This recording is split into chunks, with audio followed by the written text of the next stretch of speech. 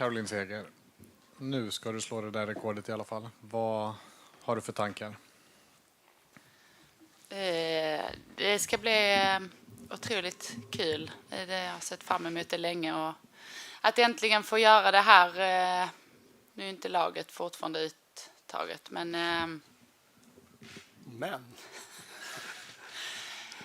nej, men det ska bli sjukt roligt. Jag har verkligen sett fram emot detta. Och att få lov att uppleva det som jag sa förra gången också. Liksom med det här fantastiska gänget och på hemmaplan är ju extra speciellt. Så jag ser mycket fram emot det. Kosse sa igår att hon är inte förvånad att spelare som Caroline Seger och Therese Sjögran fortsätter att spela i det här laget för att det är så otroligt roligt. Hur viktigt har liksom landslaget varit för att din karriär ska ha fortsatt så länge? Nej, men det är såklart en otroligt stor drivkraft och motivation som gör att man någonstans drivs av att träna på där hemma och göra bra ifrån sig för att man vet att man måste hänga med och behålla en hög nivå. Med tanke på när man väl kommer hit så är det ju de absolut bästa i hela Sverige. Och sen att få förmånen att träna med dem och sen alla upplevelser vi har tillsammans och mästerskap man får uppleva. Och det är klart att landslaget är en väldigt stor drivkraft i att man har orkat så här länge.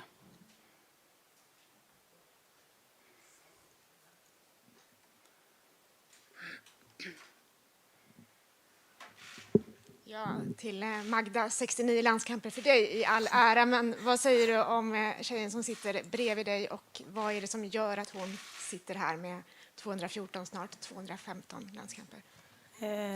Nej, men jag vet inte var jag ska börja. Det finns så mycket man kan säga om Seger. Jag tycker att dels fotbollsmässigt, framförallt här senast mot Norge, jag tycker hon visar vilken otrolig kvalitet hon håller, vilken hög nivå hon håller och har hållit i jag vet inte hur många år. Nej, men det känns som att Seger liksom är alltid bra.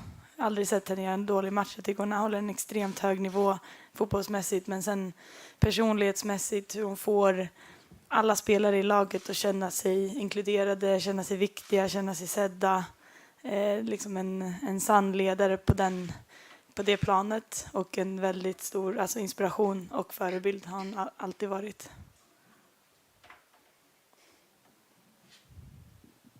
Ja, Peter, vi pratade med Tony Gustafsson för en liten stund sedan och han funderar lite på hur mycket ni kommer mörka imorgon om man tänker på att ni möter Australien i gruppen.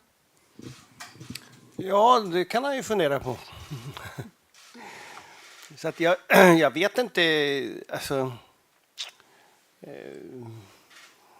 man är van att möta lag liksom flera gånger och så vidare. Det kan ju bli det i mästerskap också, så att det vet man inte. Det kan ju vara till och med så att vi möter Australien en tredje gång här i sommar. Så att det finns delar där som, men jag tror att det är inte bara såna här matcher utan man har väldigt bra koll på motståndare och det gör att sätt att spela på tror jag liksom, det kan man inte hitta på någonting annat. Det skulle kännas jättekonstigt både för vårt lag, det tror jag inte de gör.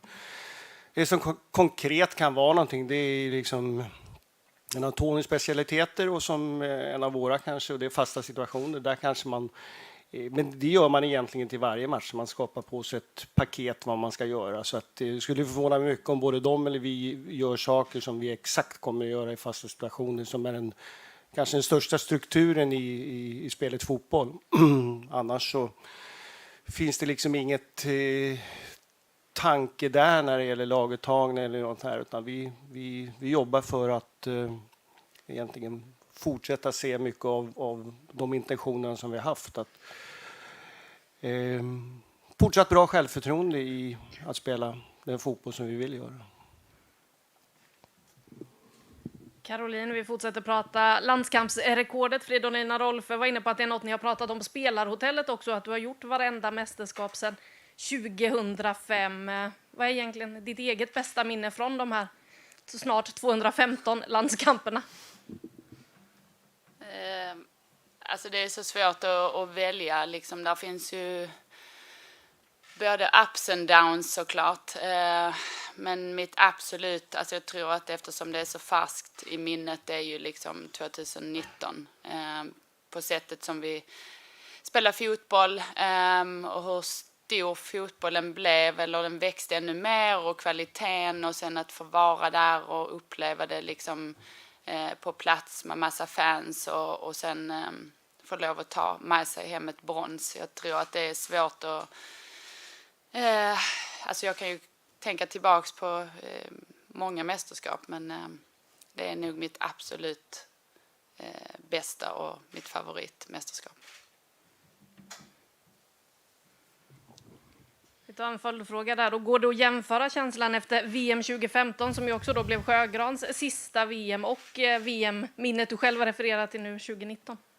Vad tänker du jämföra om jag ska sluta efter? Nej. Om det går att jämföra känslan du hade efter VM 2015 och den känslan du hade efter VM 2019, som du nu lyfter som ditt mest positiva minne. Ja, alltså precis. Det är, alltså, 2015 var ju fruktansvärt på många sätt och vis. Vi spelade ett mästerskap på konstgräs först av allt. Och sen så visste man om att hon skulle sluta. Hon var ju vår klart bästa spelare det mästerskapet. Och vi åkte ju ur och det var ju jättejobbig känsla. Alltså det var många saker som var tufft just det mästerskapet. Men, och då kontra såklart 2019, det är ju sådana mästerskap man vill spela. Och på gräs gärna.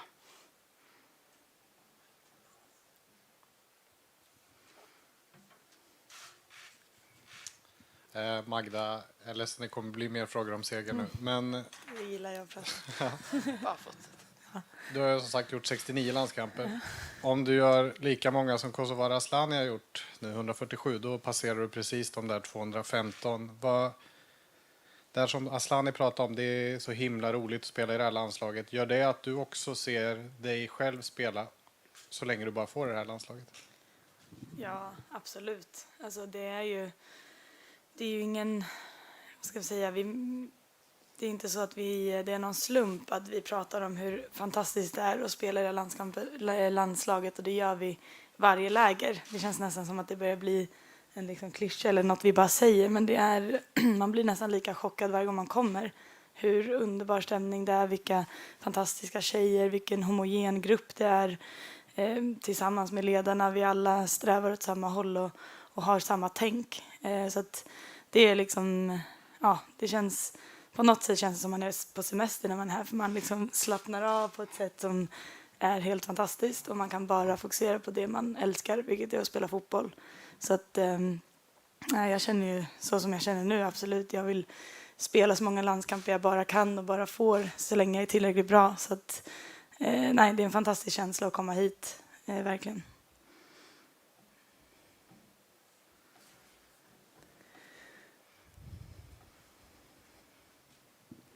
Ja, till Magda igen. Vi pratade igår med Jonna om Sam Kerr och vad det kan betyda att du och hon har bra koll på henne.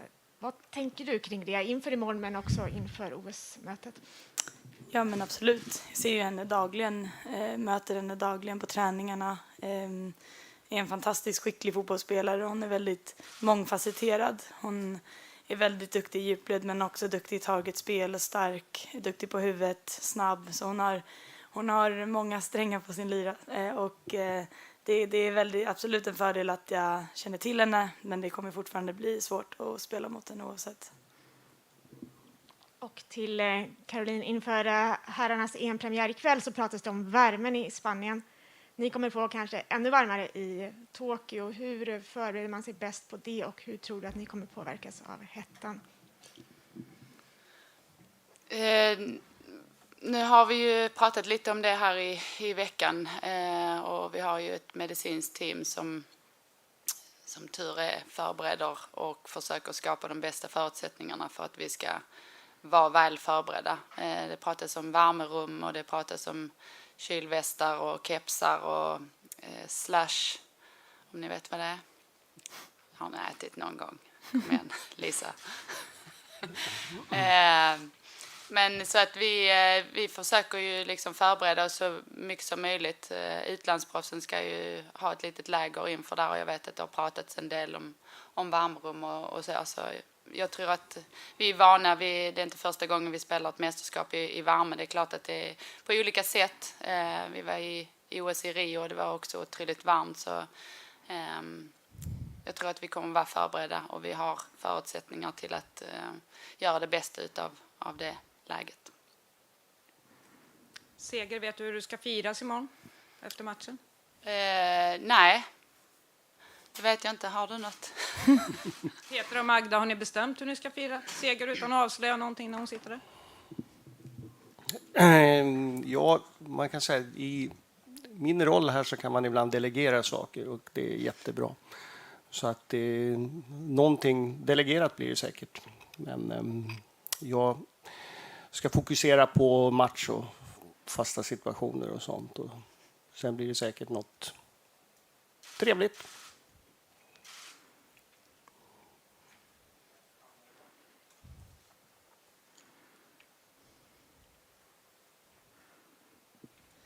Om vi återgår till det här med hettan, en fråga till både Magdalena och Caroline. Inför avresan till Tokyo måste ni skriva på ett avtal.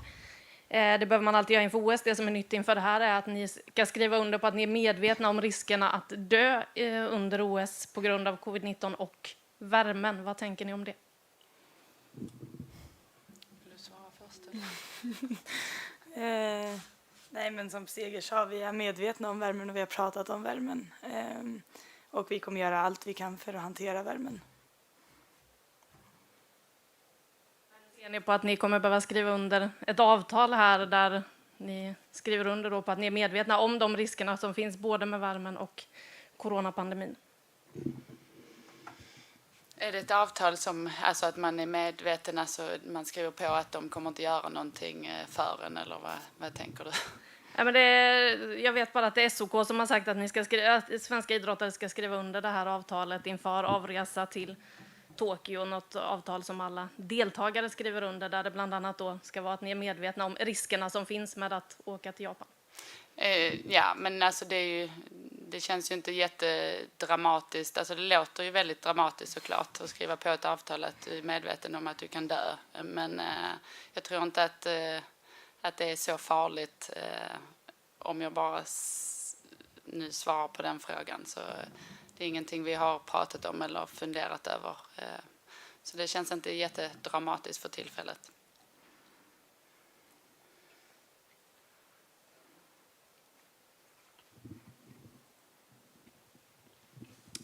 Jag vet inte om det är till Caroline eller till Peter.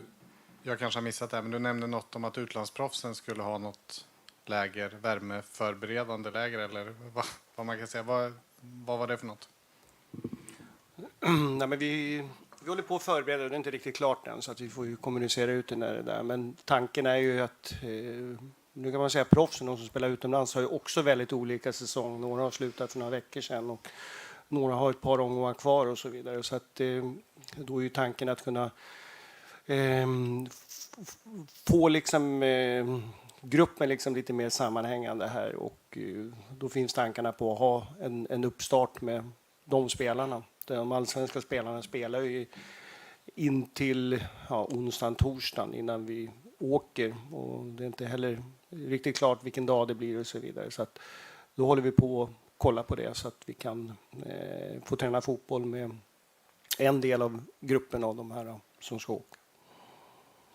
Men det är inget liksom bestämt exakt tid och plats för det här? Nej. Utan vi håller på med det och jag hoppas att det blir klart här i alla fall innan den 22 här när vi tar ut truppen.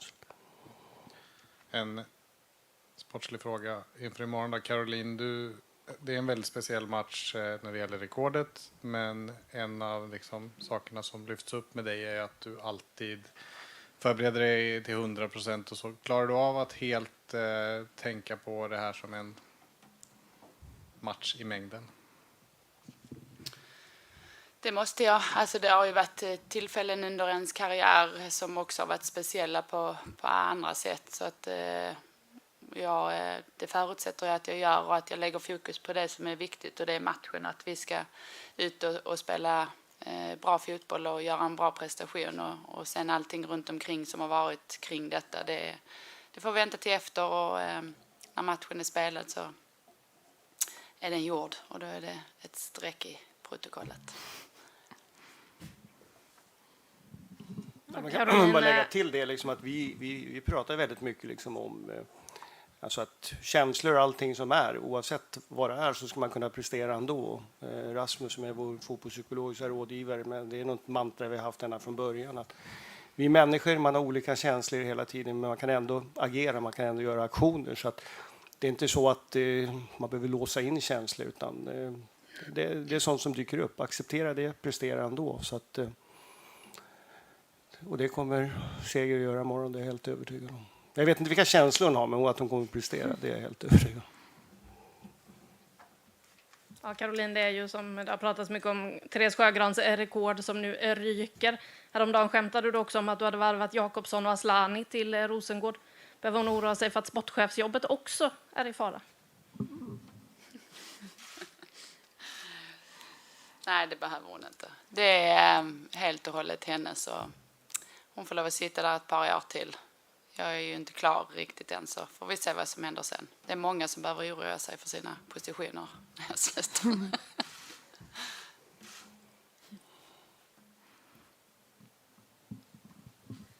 Ja, jag kan passa på att ta en fråga till Magdalena då också. Apropå det här att utlandsproffsen möjligtvis kan få samlas och ha ett eget läge. Vad betyder det för er som har säsonger som har slutat när man kanske inte kan träna med andra klubbar och sådär som man kanske kan göra normala säsonger när det inte är corona? Nej, men det betyder jättemycket. Det vore jättebra att liksom få en chans att få tillbaka touchen på bollen, komma tillbaka in i det, men också väldigt skönt för oss att få en bra semester och en bra vila. Det har varit en lång säsong med coronapandemi och allt som det har inneburit, många matcher, så att den kombinationen att få sin semester, få sin vila men sen också kunna få återstarta lite tidigare, det tror jag blir den perfekta kombinationen.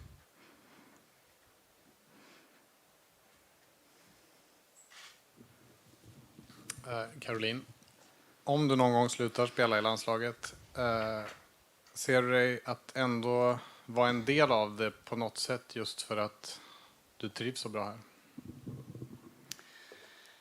Det blir ju såklart en fråga där och då när jag avslutar min karriär och liksom det är många bitar som behöver falla på plats och jag kommer inte bara kunna bestämma lite hur jag vill utan vi får se vad som händer. Jag vill såklart ge tillbaks till damfotbollen på något sätt och sakna den att vara ifrån fotbollen och landslaget kommer ju såklart vara stor men vi får se vilken roll som blir i mitt nästa karriärval så kan vi ser det då.